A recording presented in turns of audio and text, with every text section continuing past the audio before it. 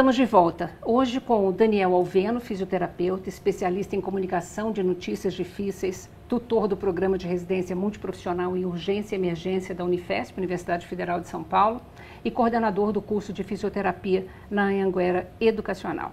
E o Dr. Lucas Guimarães Machado dos Santos, geriatra, coordenador do livro Guia de Comunicação de Más Notícias e gerente de práticas médicas do Hospital Beneficência Portuguesa. Bom, continuando nossa conversa então, o Dr. Lucas acabou de comentar uma questão extremamente importante, né? Ou seja, vamos abolir, né, essa notícia de que não há mais o que fazer em nenhum caso. Isso. Essa regra deve ser seguida em absolutamente todo tipo de caso? 100%. Tem uma frase que eu sempre coloco nas minhas aulas. Jung falava que você tem que dominar todas as técnicas, você tem que saber todas as teorias, mas ao tocar uma alma humana, você tinha que ser só mais uma alma humana. Quando você está comunicando, você está mudando a vida daquela pessoa para sempre. Não tem como quem comunicou uma notícia e quem recebeu uma notícia sair do mesmo jeito que entrou. Então, muitas vezes, você vai chegar para uma família e falar que o pai faleceu, que o pai vai falecer, que o pai tem câncer, que o pai tem Alzheimer, que o pai tem uma doença incurável.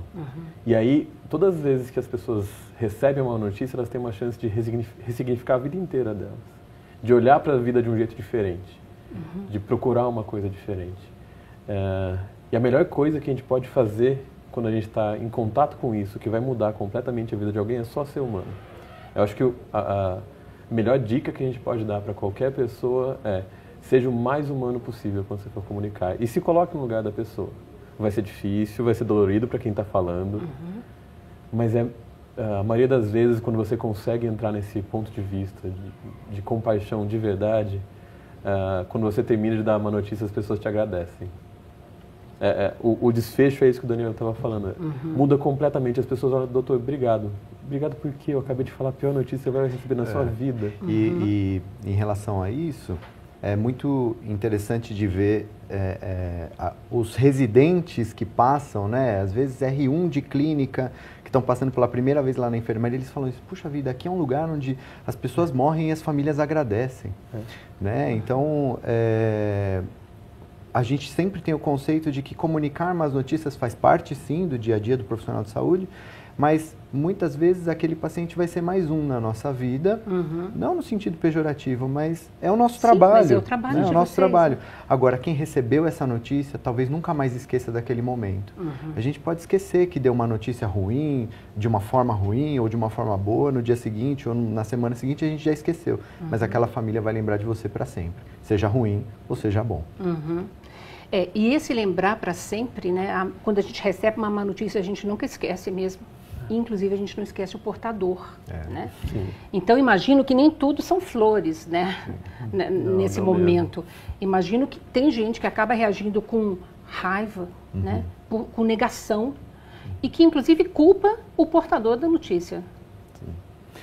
Isso, como o Lucas falou, não é uma coisa tão frequente na nossa enfermaria, mas é muito frequente nos serviços de saúde em geral. E o grande problema é quando as pessoas encaram essa raiva como pessoal. Né? A raiva não é de você, é pelo que você está dizendo. E pela forma, muitas vezes, como você está dizendo também. Né? Então, quem não tem um preparo técnico para isso, inclusive, porque uma das primeiras coisas que a gente tem que fazer frente a uma agressão verbal ou um acesso de raiva do outro é permanecer em silêncio.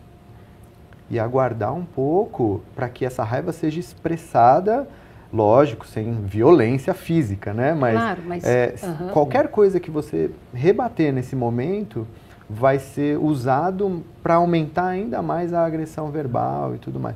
Então, talvez se mantenha em silêncio, cuidado com as caras e bocas, né? Não ficar desdenhando, a linguagem não verbal. De você olhar de um jeito, o que esse cara está me agredindo. Bacana então, esse toque, essa comunicação não verbal que a gente acaba tantas vezes esquecendo, até na conversa entre os familiares, né? Sim, exatamente. Eu vou contar de uma maneira, eu estou usando determinadas palavras, mas a minha expressão corporal diz outra coisa, né? Perfeito, perfeito. Isso é uma técnica que faz parte do protocolo, inclusive no livro que o Lucas foi um dos organizadores, tem bastante conteúdo a respeito disso, inclusive. Né? Agora, dizem também que tem um momento, tem um tempo adequado para essa comunicação acontecer. Ela não pode se estender por 2 horas, 3 horas, a gente não pode ficar estendendo demais essa comunicação, é isso? Por quê? Eu acho que começa... acho que a grande parte da comunicação é ouvir o paciente, né? Tá. A gente começa sempre ouvindo, como o Daniel falou, no protocolo a segunda coisa é a percepção do paciente. Não tem muito o que ficar estendendo. Não adianta ficar falando meias palavras e desviando do assunto.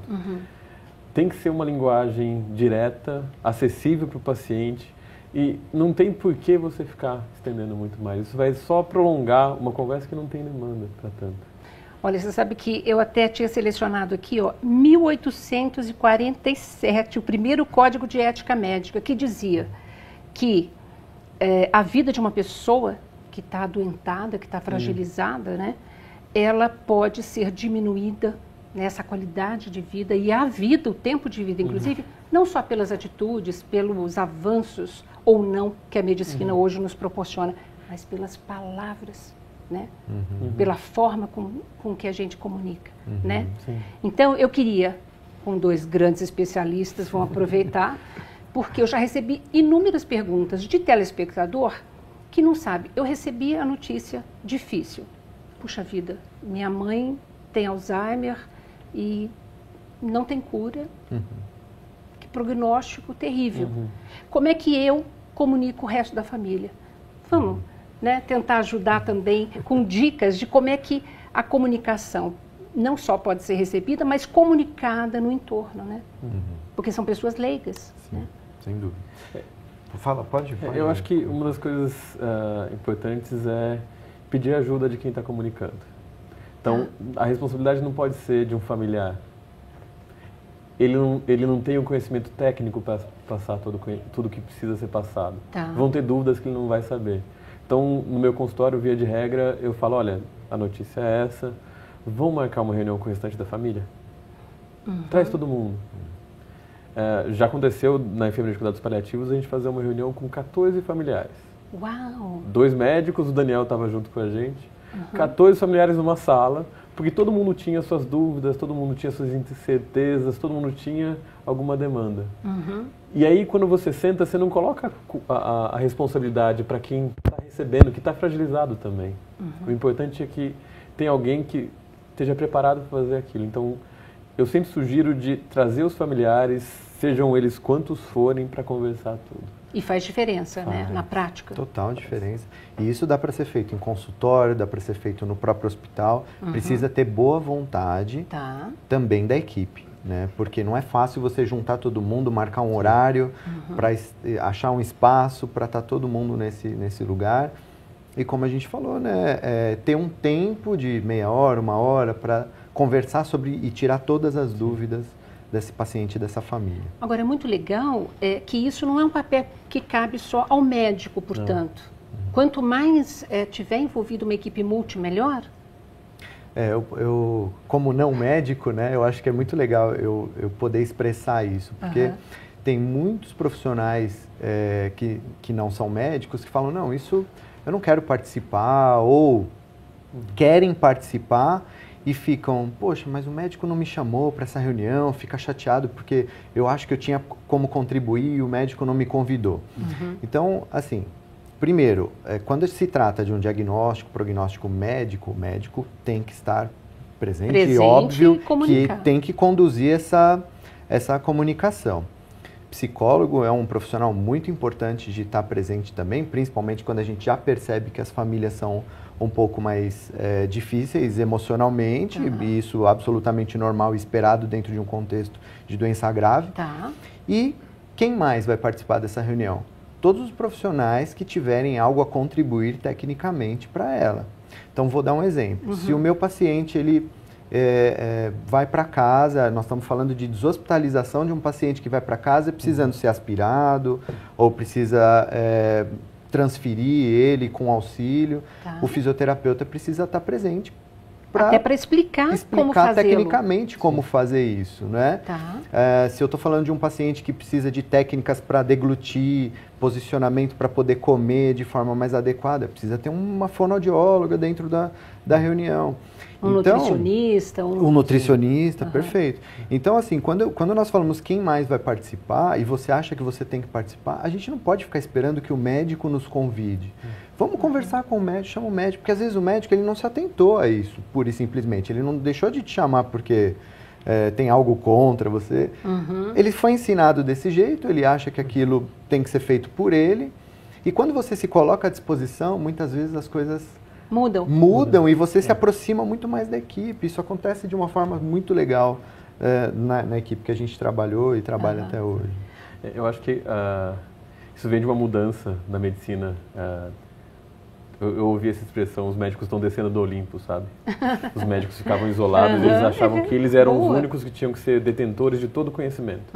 E eles eram cobrados disso. Né? Hoje todo mundo tem acesso à informação e a informação está cada vez mais ampla. Então, eu sei até, como geriatra, a gente aprende isso, a trabalhar em equipe multiprofissional desde cedo. A gente sabe até onde ir e onde a gente precisa da ajuda de outros profissionais. E aí, quando você começa a falar de equipe multiprofissional, isso fica muito claro.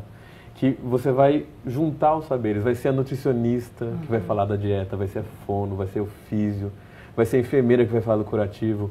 São coisas que eles são tecnicamente mais preparados para fazer. E é muito importante, quando você está numa má notícia, ter alguém do seu lado que você pode falar, tipo, cara, me ajuda aqui, porque você...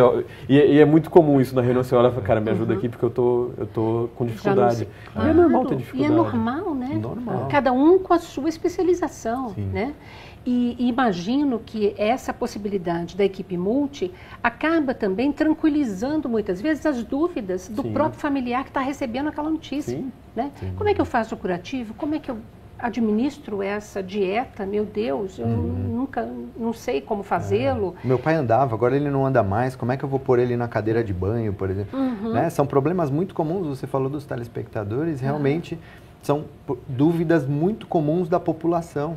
Que para vocês profissionais pode até parecer óbvio, mas que para a gente leigo não é. Né? E muda radicalmente a forma, né, da gente lidar em casa, quando a gente cuida de um ente querido que está nessa condição, e muda também a dignidade da pessoa que está ali adoentada, né? Sem dúvida. E ouvir, caso o paciente consiga se expressar e ter o cognitivo preservado, muitas vezes, apesar de apresentar limitações, né, muitas vezes o paciente deixa de andar, a família para de falar, de perguntar as coisas para ele, por exemplo. Né? Então, quando a gente se propõe a ouvir as vontades do paciente, o que ele deseja, inclusive para o fim de vida dele, isso pode tranquilizar muito mais a família ainda, né? A equipe nem se fala, porque a gente entende que o paciente é capaz de tomar algumas decisões e não joga essa responsabilidade para a equipe, muito menos para a família. Então a gente precisa dar ouvidos aos nossos pacientes também. A gente está chegando meio no final do nosso programa, mas eu queria, por exemplo, porque eu já passei por isso, que muitas vezes o profissional de saúde, o médico, não soube passar uma comunicação adequada e falou, olha, Lina, e aí, fazemos o que agora? Botamos intervenção ou não? Porque não tem mais jeito nesse caso aí. Quer dizer, isso nunca, né? Nunca. Porque você carrega daí, quer dizer, você leigo carrega uma culpa que você não tem a mínima condição de tomar esse tipo de decisão. Eu acho que isso é um pouco... E faz parte de uma boa comunicação, Sem né? dúvida. Sim. Isso é um pouco do que a gente falou. As pessoas confundem decisão compartilhada com empurrar a decisão. A decisão compartilhada é quando você chega para um familiar e fala, olha, do ponto de vista técnico, nós médicos, nós equipe multiprofissional, quem está tratando dele, quem estudou isso, quem se aprofundou, acha que o melhor é fazer isso. Qual que é a opinião de vocês em relação a isso? Isso muda completamente. Então, completamente errado. Empurrar, falar, decide aí, o que você quer que eu faça? Quer que eu entube ou não? E eu falo isso com muita tranquilidade, sem nenhum julgamento, porque eu já fiz isso. Já cheguei numa filha e falei, se eu não entubar, ele vai morrer. Mas ele ia morrer mesmo se eu entubasse. Tá? E ele morreu logo na sequência. E eu carreguei essa culpa de empurrar a decisão. E aí a gente senta em equipe, senta com a família e entende o que é importante para o paciente. É a decisão de tempo versus qualidade. Viver mais tempo com menos qualidade de vida é o que ele gostaria? Será que é bom mesmo isso para ele? Será que é isso que vai fazer diferença para vocês também? Porque tem todo um contexto, né? E muito bacana a coragem, né? Porque nós somos seres humanos em contínuo processo de aprendizagem, né? Então, a gente assumir que, olha, eu já fiz isso, olha, eu já errei, ou eu não sabia como fazê-lo, é correr atrás para aprender, né? Recado final também seu, por favor, doutor Daniel. É uma fala que eu tenho usado bastante, inclusive, né? Quando meu doutorado é sobre comunicação de más notícias, e quando eu fui apresentar isso para uma sala que praticamente só tinham médicos, eu falei que você errar na maneira de se comunicar é cometer um erro técnico. Então, é um erro de conduta seu, né? Até um cirurgião, amigo nosso, perguntou, mas então eu posso ser processado por uma comunicação de más notícias de forma inadequada? É só a gente entrar em qualquer comitê de ética médica e ver quantos processos existem por falhas de comunicação. Né? Então, assim, deixar essa dica aqui, aprender técnicas de comunicação e se informar como comunicar de forma mais adequada é também evoluir tecnicamente e se tornar um melhor profissional. E para a gente, para todos nós, profissionais ou não, aprender a se comunicar da maneira respeitosa, com carinho, inclusive, né? Claro. Pelo outro, com empatia, melhora a vida de todos nós o tempo todo, né? Sim, sem dúvida, sem dúvida. Gente, eu agradeço super, adorei conversar com vocês e aprendi muito hoje aqui, viu? Muito obrigada. Poxa, imagina, foi um prazer, obrigado pelo convite. O prazer foi todo nosso, obrigado de novo pelo convite, Lívia, obrigado mesmo. Olha, obrigada a você também que nos acompanhou. E se você quiser rever esse ou qualquer outro dos nossos programas, acesse saopaulo.sp.leg.br/TV Câmara SP ou um dos nossos canais nas mídias sociais. TV Câmara São Paulo, assista, fique sabendo. Obrigada.